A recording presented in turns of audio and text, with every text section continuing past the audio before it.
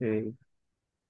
So this is a um um what you call addition to the second video. The first video was about the Apostle Paul or the personality of the Apostle Paul. But now we'll be talking about letter writing. Yes. Thank you, Veronica, for joining us. So this is about ancient letter writing. So of the 27 books in the New Testament, fully 21 appear in letter form. And there are also two additional letters found within the narrative fragment. Uh, Found in the passages Acts 15 and then Acts 23. So these are letters. And then the scriptures of the early church, the Old Testament do not have letters in this format, but there are occasions such as the book of Nehemiah. There were exchanges of letters that we can find there. And but practically we can see prophetic book, we can see the Psalms. And so uh, the letter may not be accustomed to the idea. Yes, yes, no problem as well. And so it's a very common form of communication in the first century in the Mediterranean world. And the letters that have been preserved from that time deal with every phase of life, particularly the referring to the first century and the years beyond. Okay, so they may talk about homes, schools, public markets such as receipts, purchasing different forms of industries, and then places of business, religious assemblies, philosophical debates, political forums, and the theater. And some may come in the form of testaments, like will that is inherited by their children, so something like that. So pervasive were letters that essays cast in letter form were used for the instruction of students and for other educational or literary purposes. And a favorite form of education was to have students write fictitious letters in the style of some famous orator or an intellectual.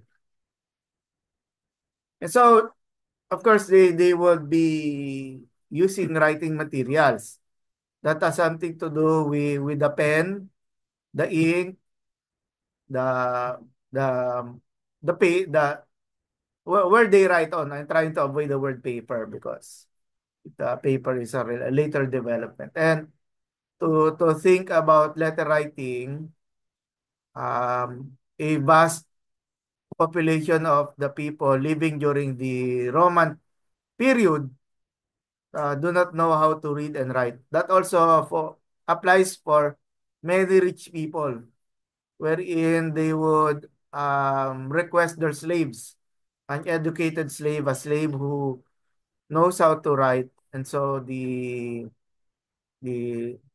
um, the concept of writing, the concept of paper was expensive during their time.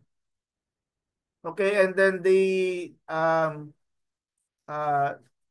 the early forms were written on clay tablets. Again, we're talking about um, uh, material here that could survive many centuries or even millennia. And so the clay or the cuneiform is included. So less bulky materials were also used for letters. For example, they were written on potsherds or those in the sides of the pots, clay pots or materials of better quality. And they call these writings on pieces of jars as ostraca. Okay, ostraca. Also used were flakes of limestone and then pieces of wood. Of course, our term would be engraving, and then pieces of parchment, vellum, or coarser leather. So the vellum and the parchment, some of which would come from the uh, skin or the leather of sheep, goats, or the cow.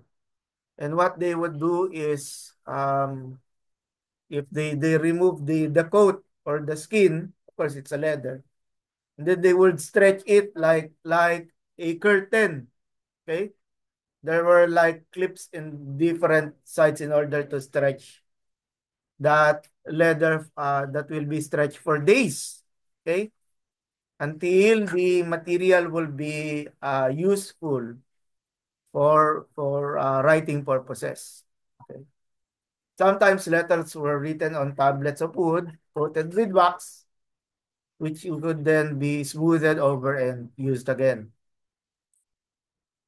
These are examples of um, so-called letters or scrolls adapted from the State Museums of Berlin. We could see that this type of scroll has still its seal on it, okay? And you could imagine how it is folded. Okay, this one, trying to point out. So this one is folded from the top, and then the other edge is in the bottom, in the middle rather. The other edge is in the center. And then there is this still the existence of the seal. And the seal is what we call, of course, it is handed over with the permission. And that they have this superstition in the past that if the scroll or the letter was not assigned to you, and then you will be reading or opening it. So there's like a form of a curse, right? So perhaps this also has something to do with the laws or legal authority with regards to handling letters. And so we could see on the right side the insignia or the seal or the sign of the authority of the owner who sent the letter. And so when we talk about writing materials, the far most common word was the papyrus, from which we got our word paper, the English word paper, and used as early as 3000 BC. But when uh, the idea of papyrus being used 3 millennia or 5 millennia way back then was found in uh, sculptures.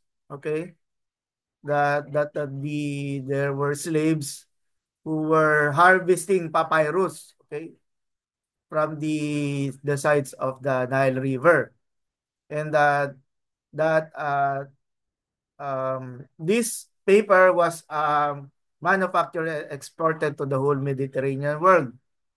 There was a time, I think that was the 19th century, that Germany, the nation of Germany, used papyrus in order to print their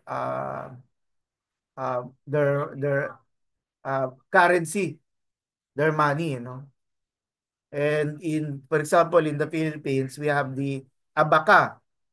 Abaca looks like a small banana plant, but its paper is very durable. Okay, and it can be used even as clothing. So, and whenever we talk about the papyrus, okay, the papyrus is uh, um, the New Testament documents were earlier written. The earliest New Testament documents were written in using the papyrus. There it found uses as widespread as modern uses of paper for writing material, for philosophical treatises or orders from the king, to notes from students to their parents asking for money or even for wrapping fish. And there was a time that um, the papyrus was used. You know, like a teddy bear, like a stuffed toy. So there was a practice in Egypt, ancient Egypt, that they would use papyrus in order to they fill in crocodiles so they would look the crocodiles would look stuffed, no, or alive. And so normally 20 sheets of papyrus would be glued into a roll. So it's like one sheet of paper here, and then they would glue it in this edge, and then they would add another on this side, okay, on this side, until it becomes a long set of glued paper, and then they would roll it down, and it becomes a scroll, okay. So from which pieces of desired length would then be cut.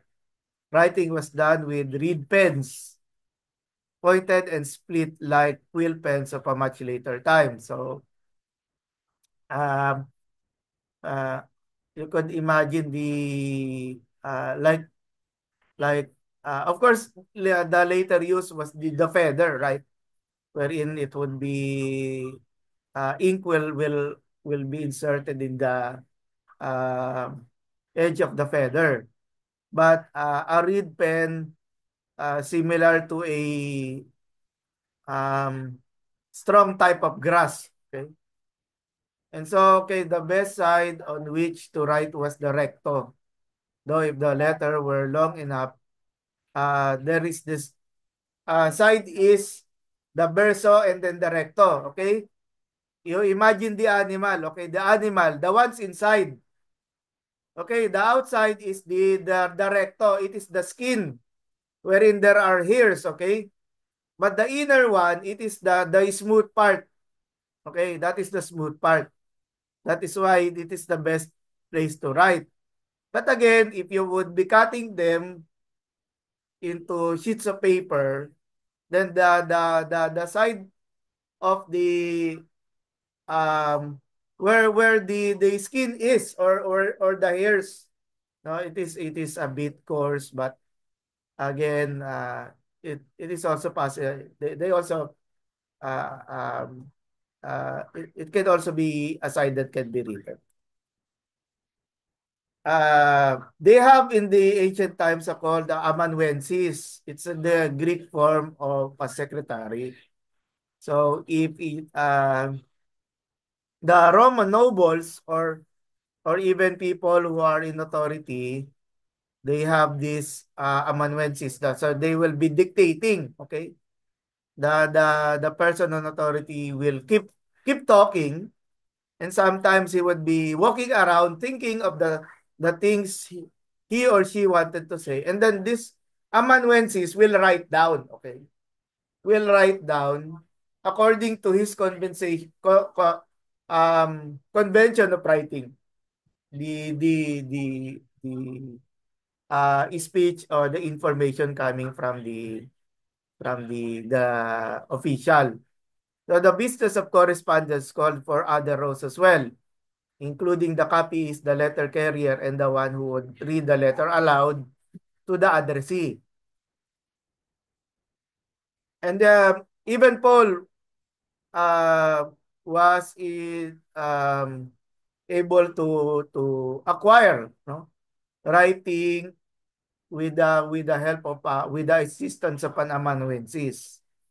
So in a given instance, the secretary might function in one or more of these additional roles or in none of them.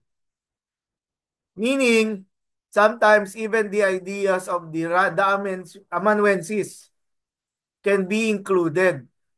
Of course, in order to perhaps to correct the conventions of grammar and many other reasons.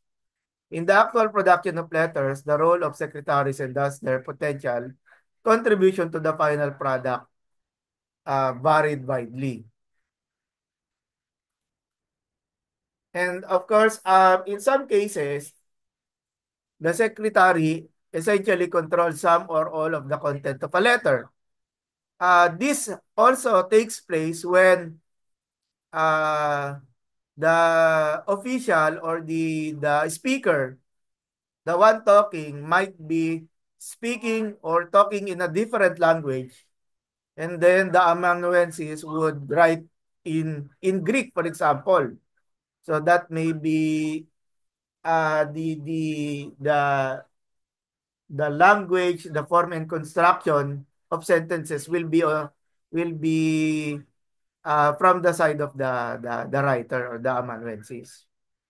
Accordingly, the secretary, whether named in the correspondence or not, function in roles that we might call co-author or a or composer.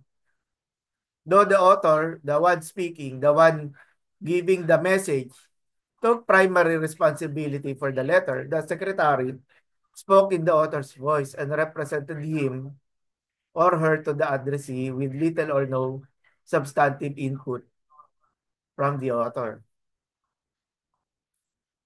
For the most part, letters were dictated to a scribe. Maybe I already mentioned this one. Often a professional who was hired for that purpose. A scribe would be secured if the poor person wanting to send a letter was illiterate or simply did not want to take the time to write in his or her own hand. Sometimes the scribe would use a wooden tablet coated with wax to take the dictation, then transcribe the letter to a sheet of papyrus. So sometimes there are stages in the way the um, the letter is transcribed. And then when we talk about delivery of personal letters in New Testament times was a rather difficult procedure since postal service for private individuals did not exist as we know it. And we remember when we talk about personal letters, that also has something to do with the person who carries it or it is passed over to others who are in authority. And that also includes the travel, the means of travel of those carrying the letters, especially when it will be um, directed overseas. So it also has something to do with when the boat will be leaving, and then the cases when there is a storm or the winds that affect travel. So the first postal service was created by the Persians sometimes around the 5th century BC. When we talk about the Persian era, that includes the time of Ezra, Nehemiah, Haggai, the prophet Haggai, and the writings of the first and second Chronicles. Okay, which means that as early as the 5th century, the Persians were already using. They have a form of postal service during their time. The classical Greece had no comparable service, but one was established in the eastern part of the Mediterranean world by Alexander the Great and his successors. And since, of course, we are talking about roads and access to land travel, okay? The best system in antiquity was the Roman cursus publicus. Remember, the form of writing is cursive, right? So cursus publicus, it is something to do about letter writing that is, of course, public, made public. So again, when we say public, that has something to do with the ancient Roman period. And so, which again, we remember the Apostle Paul was a beneficent of this correspondence since he is able to connect with people in distant places. Okay? And sometimes even while he was in prison, he is able to write letters. That is why a portion of the letters of Paul were called the prison letters or the prison epistles. So we can see that even Paul's Roman citizenship had benefited from his conversations using the letter. And so it was given during, of course, the time of the Pax Romana, or what we call the Peace of Rome, wherein people can send letter even as far as North Africa. Okay, but with regards to the inner continent of Africa, of course, our sisters here and pastors can tell us more about their own national history about letter writing. While wealthy individuals and commercial enterprises could hire messengers to carry communication, yeah. There was no such service available to the ordinary. He or she would have to entrust a letter to a friend for delivery. In such, we remember Phoebe, the letter he wrote to the Christians in Rome. And then we also remember, excuse me.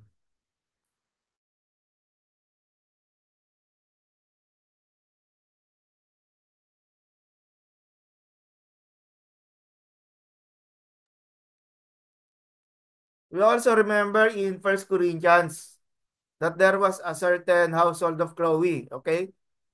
So it is possible that, of course, Chloe is a feminine name, so she is a woman, perhaps she is a businesswoman, or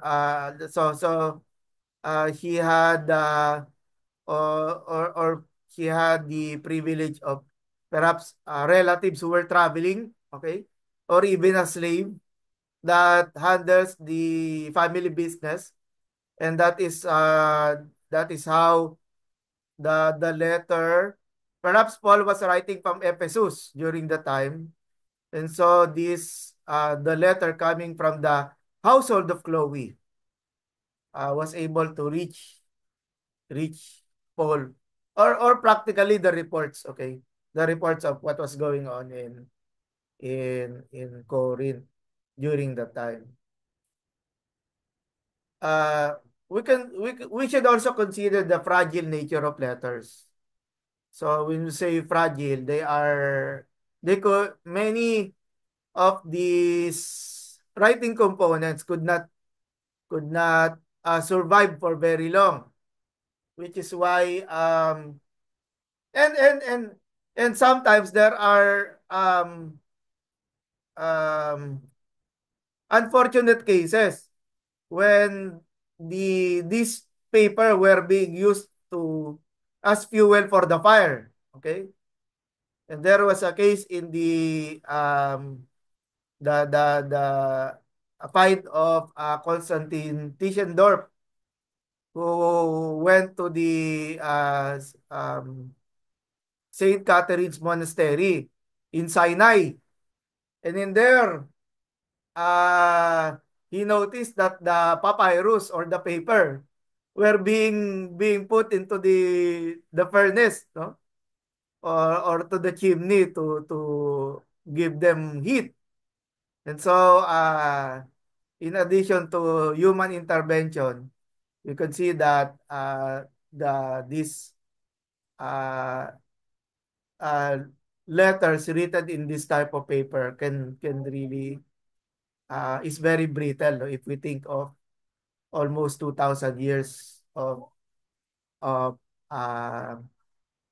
being still here, and which is why the museums, they need to really take extra care of this ancient documents. Okay, so in the case of Egypt, it had a dry climate that was fitting, for example, fitting for the what we call survival of these types of letter.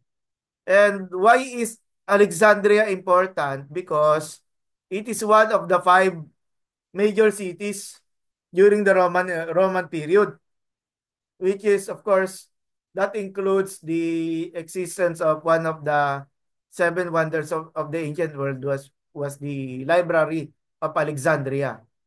And so it is unlike places that have a lot of rain. Okay, this is a place wherein many ancient manuscripts were able to survive. Okay, so most such letters are found in the Egyptian cemeteries, either buried with the person there in tomb or left there to communicate with the dead, and others for used for different purposes.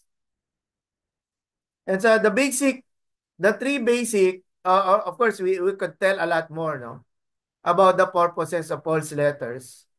Mostly for teaching. We remember um, the letter to the Galatians. Sorry, maybe the letter to the Galatians speaks much more about the third. We remember the theology presented in Paul's letter to the Romans. And then we also see encouragement, such as those we can see in the Paul's letter to the Philippians, um, with the objective of encouraging the people, the community of faith, and then to warn them about false teaching and as well as false teachers. Okay. And sometimes to correct misunderstanding. And so these are some of the guide questions. Maybe I should enlarge the font. There you go. So what is the importance of letter? So since we're talking about ancient letter writing, what is the importance of letter writing for Paul? So why is it important for Paul as the author, and why is it important to the ancient church communities? And then why, of course, going back to the author takes us back to the first video. Why is it important for us to know who Paul is? So this is like you want to know who is the one sending you this information. And then one Paul but different context. Why should we consider the different context of each church community? Okay? There is a different setting, different mindset, different problems existing in Corinth that we could not say, perhaps in some degree, people in Rome could relate to. But again, Rome is the center of the Roman Empire. So there is, of course, there is also the sense of the idea of, or a feeling of being superior. Okay.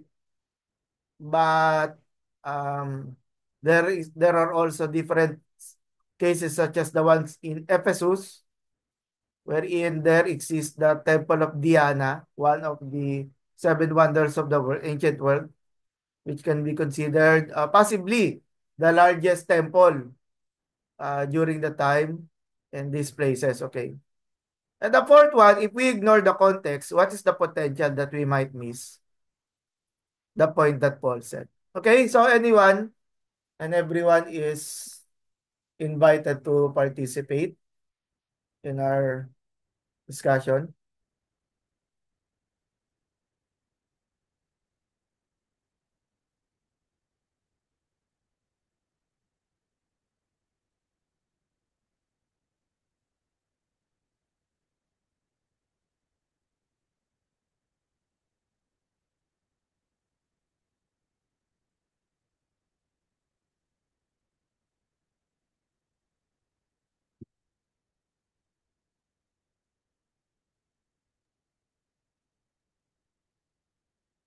So, yeah.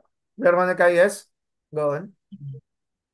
When I take the question one, Yes, please. what is the importance of letter writing for Paul and the ancient church communities?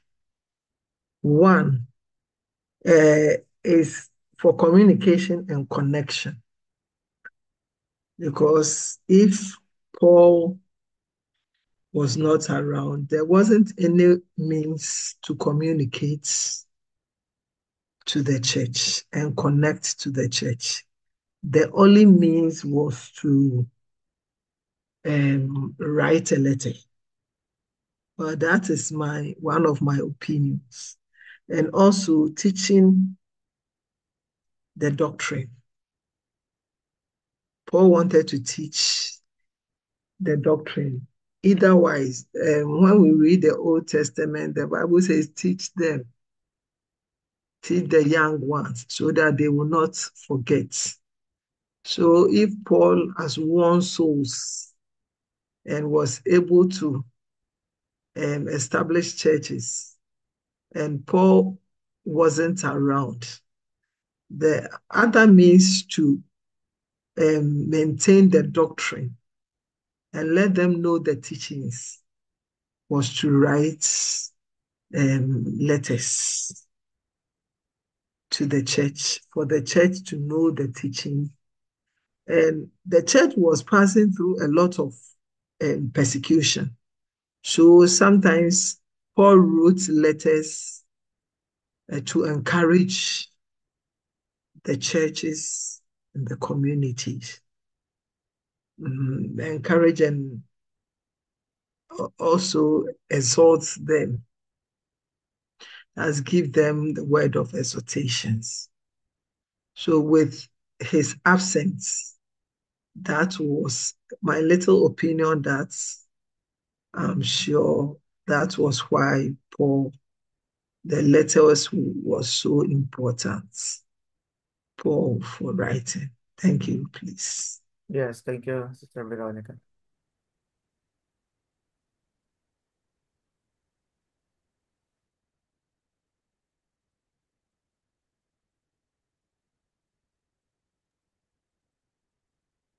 Others, please, you may share your thoughts.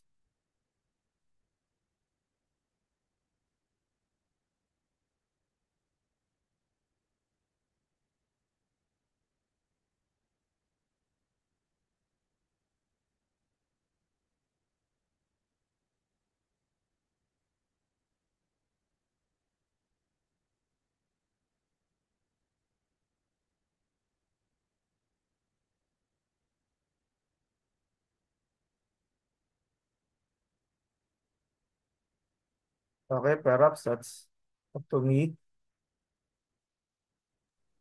Susan? Hello, sir. Yes, Uh, if I'm talking on number 4, yes, number 4. if if we ignore the context of Paul's letters, then it means that we will not have the full depth of his insight and other things, because his context gives us the helps us to understand what he meant. So we would have missed a lot if we ignore the context.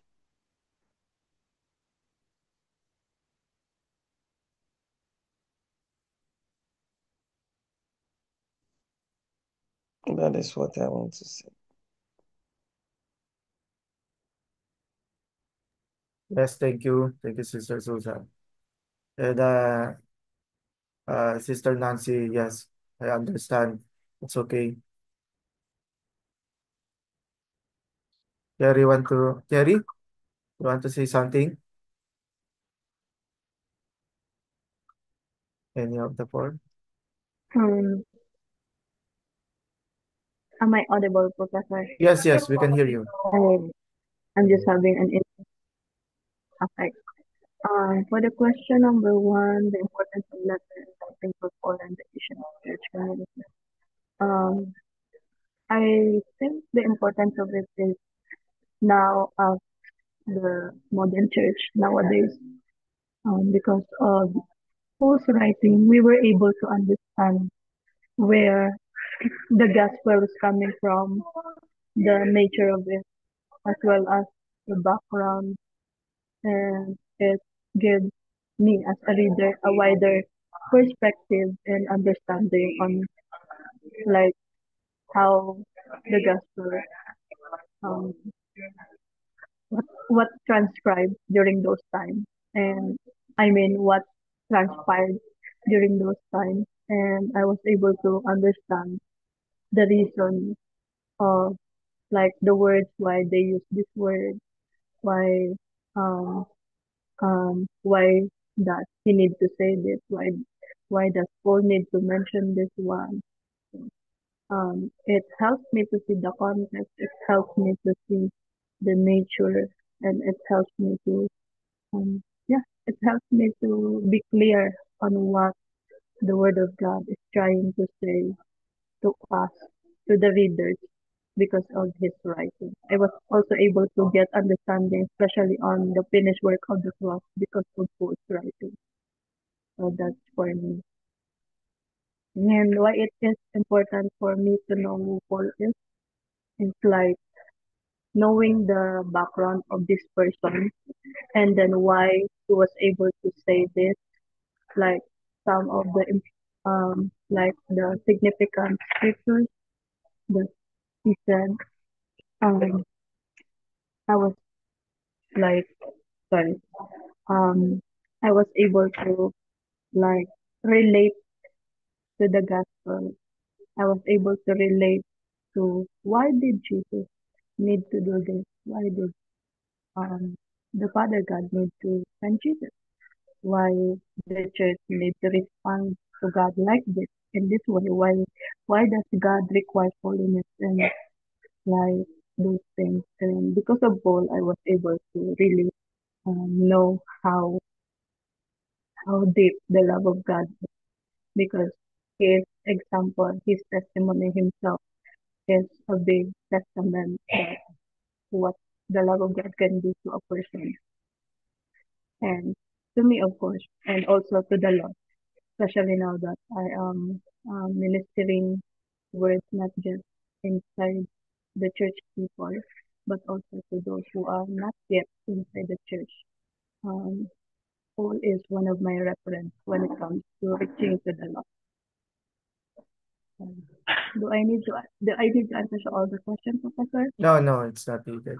I just what seems fitting to you. So thank Okay. you. Well, Um, okay, perhaps I will take the third and the fourth. Okay. Uh, the one Paul but different context. It is to remind us that uh, the these churches have different issues.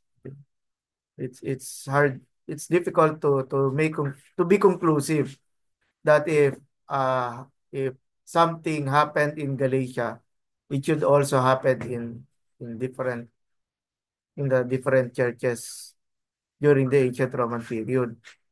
That is an ancient representation of who we are today. We There is one gospel message being proclaimed, but we come from different contexts. We have different histories. We have different needs.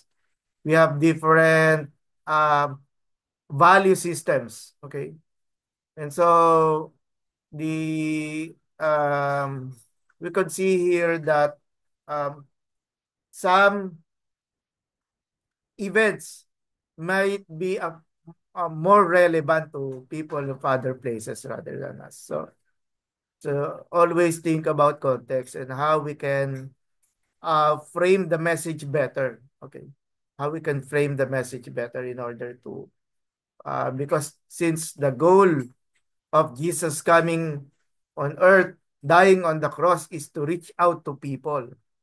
And so the means how the Lord might reach out to different people is of course according to by supplying their needs. It could be emotional, it could be cultural, it could be about the family situations or even politics. Okay, so the last one is if we ignore the context, then chances are, I'm using the word chances are, is that we might be creating our own meaning. Okay. We might be creating our own meaning.